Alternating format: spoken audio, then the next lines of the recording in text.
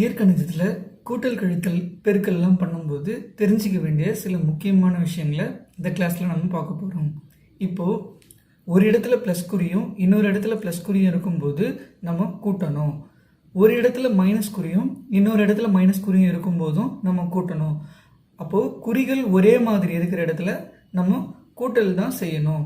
புரிஞ்சுதுங்களா? இங்கே ப்ளஸ் இருக்குது, இங்கே மைனஸ் இருக்குது. அப்போ குறிகள் மாறுற இடத்துல நம்ம கழிக்கணும். இந்த இடத்துல மைனஸ் இருக்குது, இங்கே ப்ளஸ் இருக்குது. அப்போது இங்கேயும் குறிகள் மாறி இருக்குது. அப்போது இங்கே கழித்தல் தான் செய்யணும். அப்போது ஒரே மாதிரியான குறிகள் இருக்கிற இடத்துல கூட்டலும், வேறு வேறு குறிகள் இருக்கிற இடத்துல கழித்தலும் நம்ம செய்யணும். புரிஞ்சுதுங்களா? இப்போ இது நம்ம ஒரு எக்ஸாம்பிளில் பார்க்கலாம். இப்போது இங்கே +5 இருக்குது, இங்கே +3 இருக்குது. குறிகள் ரெண்டு இடத்துலையும் ஒரே மாதிரி இருக்குது. அப்போது கூட்டணும். 5 3 கூட்டும்போது 8.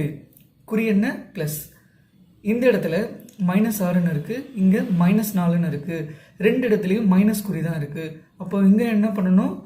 கூட்டணும். அப்போது 6 4 கூட்டும்போது 10. ரெண்டு இடத்துல இருக்கிற குறி மைனஸ், அப்போ -10. இந்த இடத்துல +7 இருக்குது, இங்கே -1 இருக்குது. இங்கே குறிகள் மாறி இருக்குது. அப்போ குறிகள் மாறும்போது என்ன பண்ணணும்? கழிக்கணும். அப்போ 7ல் 1 போச்சுன்னா 6. பெரிய எண்ணோட குறி ப்ளஸ், அப்போ +6. இந்த இடத்துல -4 இருக்குது, இங்கே +2 இருக்குது. இங்கேயும் குறிகள் மாறி இருக்குது. அப்போ குறிகள் மாறும்போது கழிக்கணும்.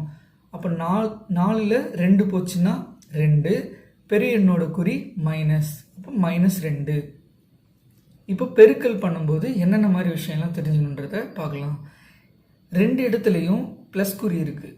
அப்போது ரெண்டு இடத்துலையும் ப்ளஸ் இருக்கும்போது நம்ம பெருக்கினா ஆன்சர் ப்ளஸில் தான் வரும்.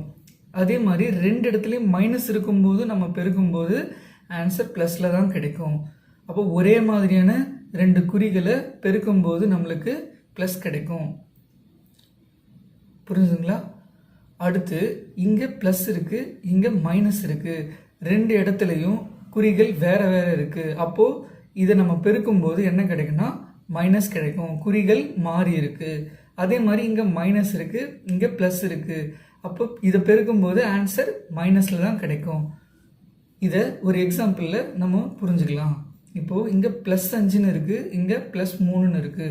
5 3 ஃபஸ்ட்டு பெருக்குங்க. 5 3 15. இப்போ குறிகளை பெருக்குங்க. இங்கே ப்ளஸ் குறி இருக்குது, இங்கே ப்ளஸ் குறி இருக்குது. அப்போ நம்மளுக்கு ஆன்சர் ப்ளஸில் தான் கிடைக்கும்.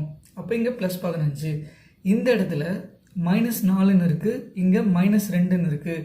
இப்போ இங்கே பெருக்கும்போது ஃபஸ்ட்டு 4 2 8.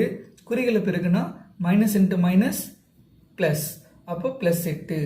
இந்த இடத்துல +7 இருக்குது, இங்கே -3 இருக்குது. First 7 3 21. Plus into minus minus, அப்போ -21. அடுத்து -4, இங்கே +5. 4 5 20. அடுத்து குறிகள் மைனஸ் இன்ட்டு ப்ளஸ் மைனஸ்,